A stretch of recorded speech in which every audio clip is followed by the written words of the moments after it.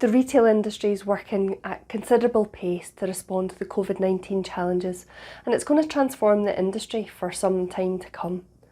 Now, as more retailers are getting the green light to open, a key consideration is going to be social distancing. But we've seen a number of examples of retailers not getting it right on this issue. Marks and Spencer's staff with concerns about too many customers in the store, Lidl being served an enforcement notice by environmental health officers, and these are big organisations. So what should your employer be doing? Well, first up, they should have undertaken a full risk assessment in consultation with employees. And they should ensure the content of that risk assessment is visible and it's communicated to you. That risk assessment, it should be a living document, meaning it should be kept under regular review. And as part of that risk assessment, your employer needs to have considered control measures. So on social distancing, these might include things like clear markings on the floor to aid compliance. And that should not just be inside the premises, but also outside for any queuing system. Also make sure these markings, that they aren't made of material that's going to end up constituting a potential slip or trip hazard. On the queuing system, if it's one that zigzags back on itself, are you ensuring the correct distancing sideways as well as back and front? Social distancing is a matter of consideration not only in the shop or store front, but also common areas such as toilets or in locker rooms or kitchens, for example. There should be clear signage to communicate these key health and safety points and a limit on the number of customers in the shop or the store at any one time.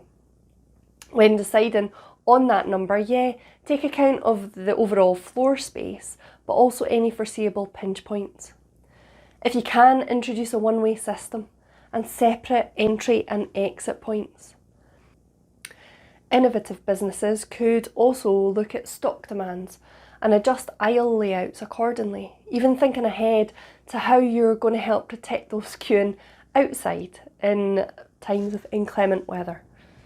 And where social distancing isn't going to be possible, I'm thinking at the till or the checkout, then the installation of perspex screening between customers and staff may be required. There's also needs to be consideration to social distancing between staff, so perhaps only every second checkout in operation, or again, perspex screening between till areas. And if, for example, there's pressure to open more tills because queues have built up to such an extent that social distancing on the shop floor is difficult, then once that immediate problem's been resolved, what you really need to be doing is going back and reviewing that living document, because there's been too many customers in store.